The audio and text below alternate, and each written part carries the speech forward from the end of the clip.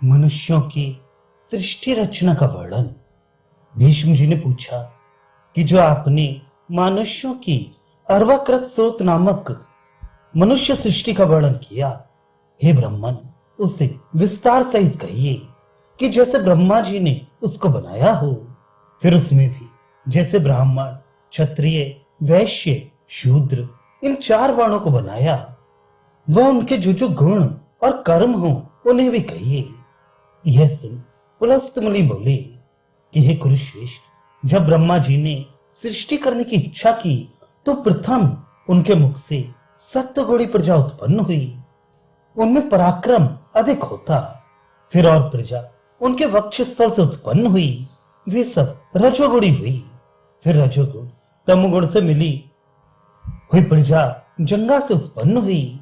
फिर एक कुरु सप्तम ब्रह्मा जी ने अपने दोनों पदों से और प्रजाओं को बनाया, वे सब तमोगुणी हुई। इसके पीछे उन्होंने चार वर्ण बनाए जो ब्राह्मण, क्षत्रिय, वैश्य व शूद्र के नाम से प्रसिद्ध हैं। उनमें ब्राह्मणों को मुख से उत्पन्न किया, बाहों से क्षत्रियों को, उरुओं से वैश्यों को व चरणों से शूद्रों को। सो हे महाराज, इन चारों वर्णों को उन्होंने यज्ञ क्रिया सिद्ध करने के लिए उत्पन्न किया।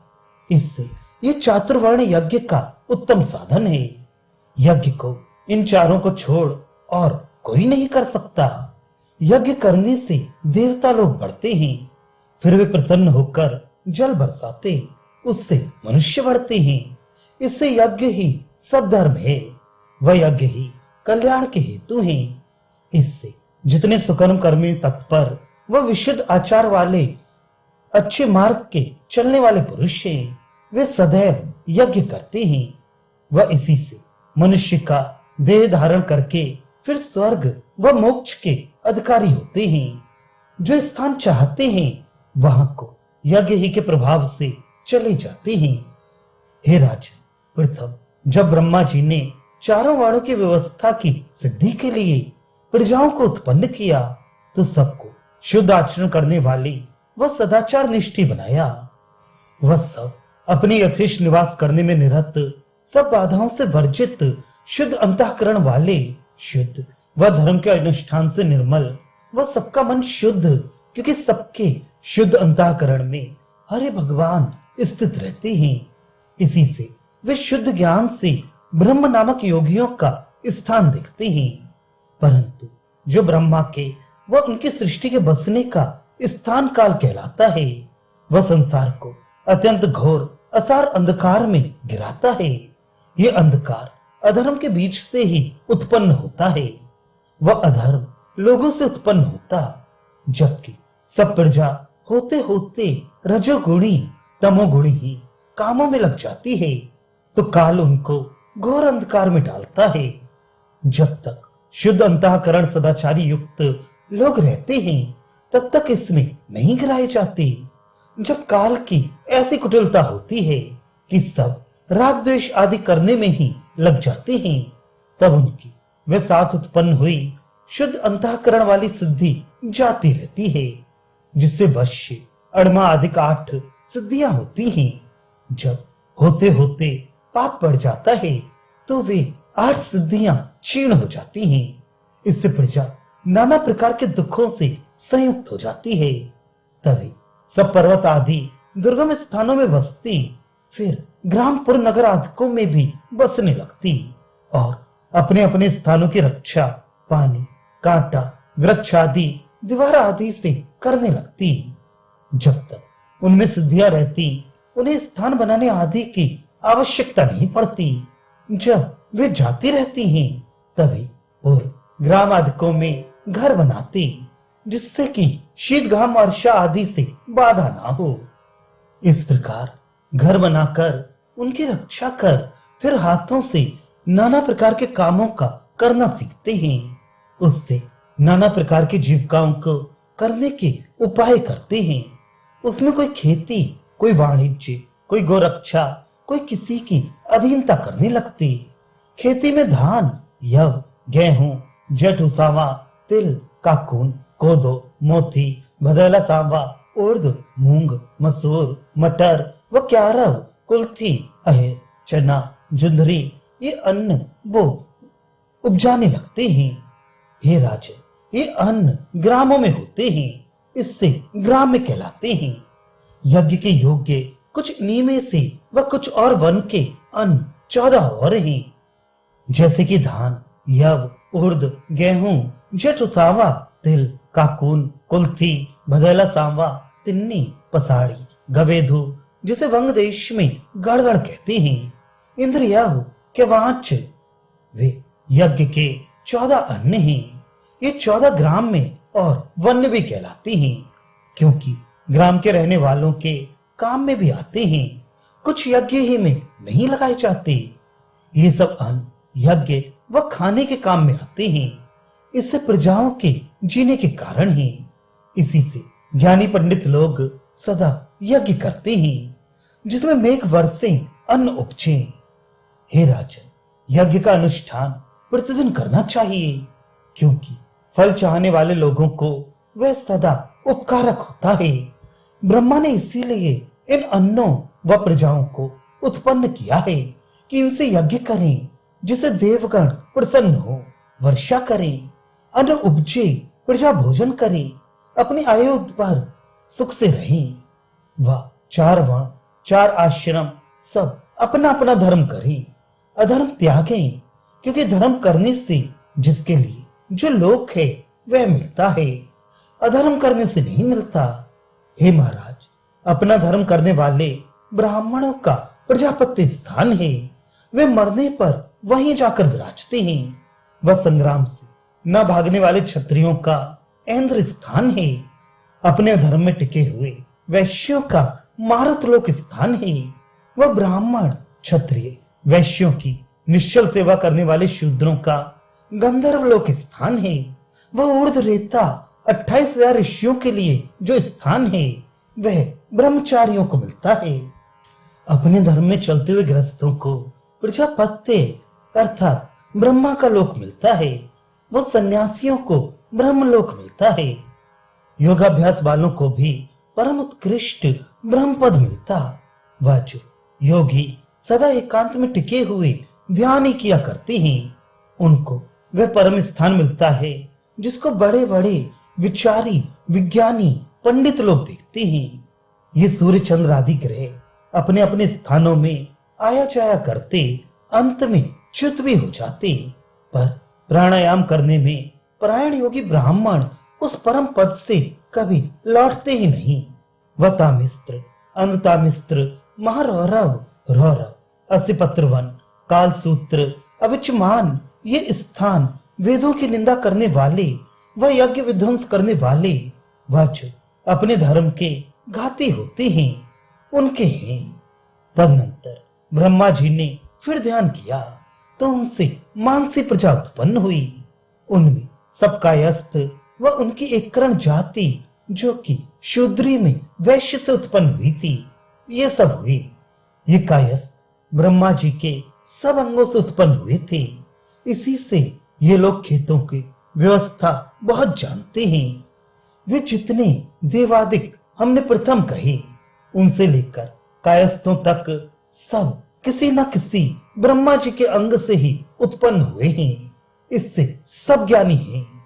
ब्रह्मा जी ने इस रीत से सब मान से ही सृष्टि प्रथम की, पर जब उनकी प्रजा न बढ़ी तो उन्होंने फिर भी अपने समान और मान से ही पुत्र उत्पन्न किए।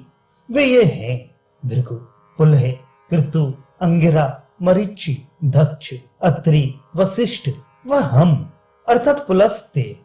इन 9 पुत्रों को ब्रह्मा जी ने उत्पन्न किया है। ये सब पुराणों में प्रसिद्ध हैं।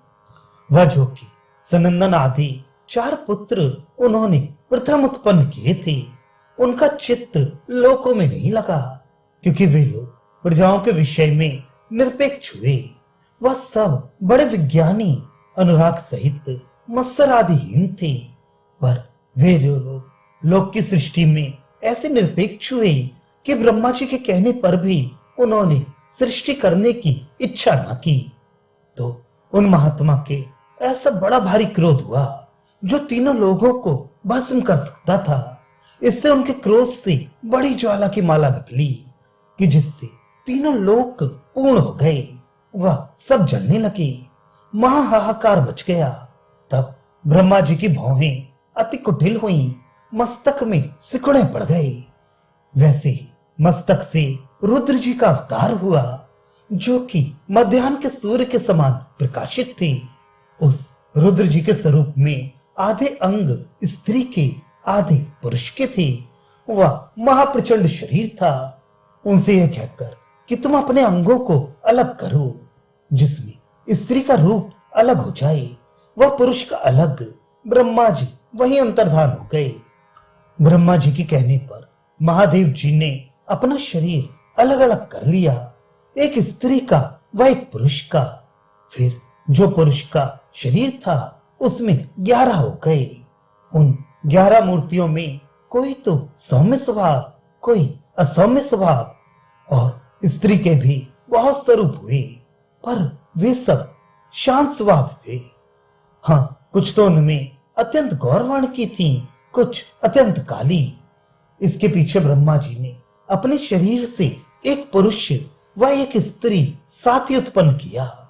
उनमें पुरुष तो राजा स्वयंभव मनु हुए, वह स्त्री शतरूपा रानी, जो कि तपस्या से पाप रहित थी। राजा स्वयंभव मनु जी ने उनको अपनी स्त्री बनाया।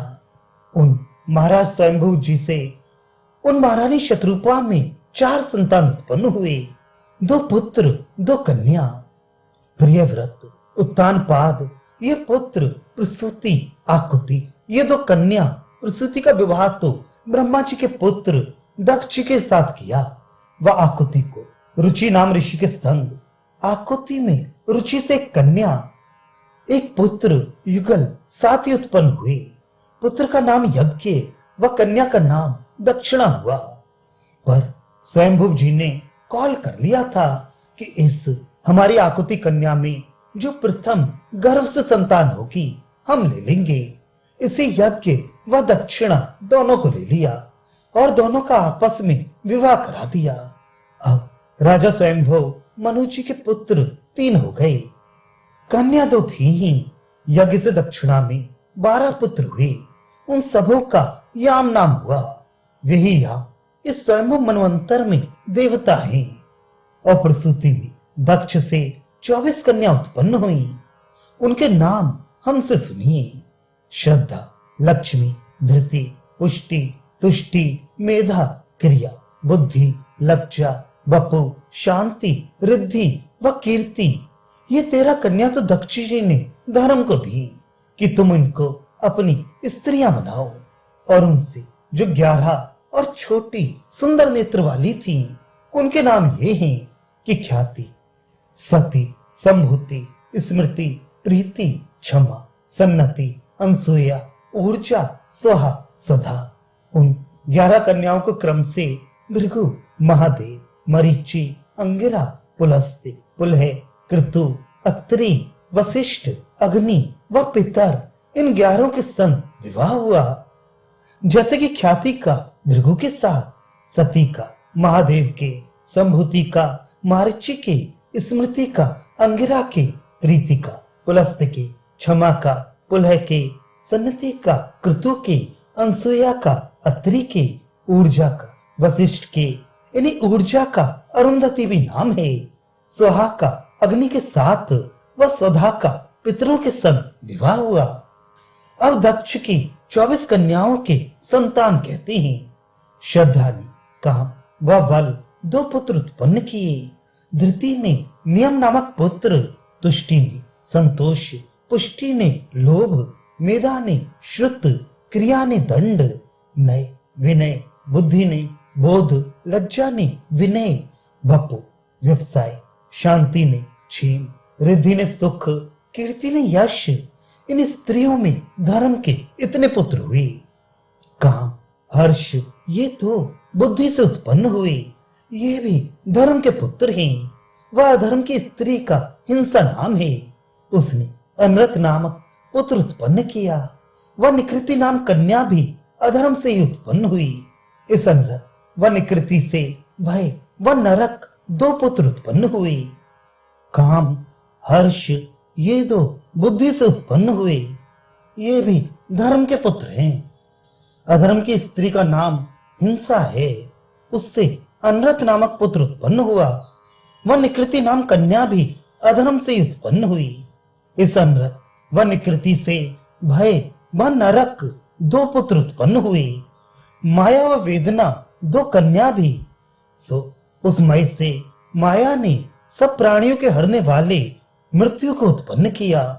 वह नरक से वेदना स्त्री में दुख उत्पन्न हुआ, जो सबको असुख देता है। वह मृत्यु से व्याधि, जरा, शोक व क्रोध उत्पन्न हुए। इन दुख आदिकों के ना कोई स्त्री है ना पुत्र, क्योंकि ये ऊर्ध्व रेता है, केवल सबको दुख दिया करते और अधर्म लक्षण है। हे राजन, ब्रह्मा जी के ये सब रौद्र रूप हैं। इसी से इस जगत के प्राणों के हरने के कारण है। अब जिस रीत से ब्रह्मा जी ने कल्प के आदि में रुद्र सृष्टि की है, उसको कहते हैं। जब सनक आदिकों के सृष्टि न करने पर ब्रह्मा जी को क्रोध हुआ और उनके ललाट से रुद्र जी हुए, जिनका रंग लाल काला मिला हुआ था। बड़े जोर से रोने लगे। वह कहा, हमारा नाम बताइए, क्या है? तब ब्रह्मा जी ने कहा, क्यों रोते हो? धैर्य धारण करो, रोने से तुम्हारा रुद्र नाम हुआ है। इस प्रकार ब्रह्मा जी के कहने पर तब भी वे 7 बार हुए। तब ब्रह्मा ने 7 नाम और दिए और 8 मूर्तियों के 8 ही स्थान करते गए। वे नाम ये हैं: भव, शर्व, ईशान, पशुपति, भीम, उग्र और महादेव। ये 7 नाम हुए। फिर ब्रह्मा जी महादेव जी से बोले कि सूर्य, जल, पृथ्वी, अग्नि, पवन, आकाश, दीक्षित ब्राह्मण और चंद्रमा ये क्रम से तुम्हारी मूर्ति है, इनमें बसिए।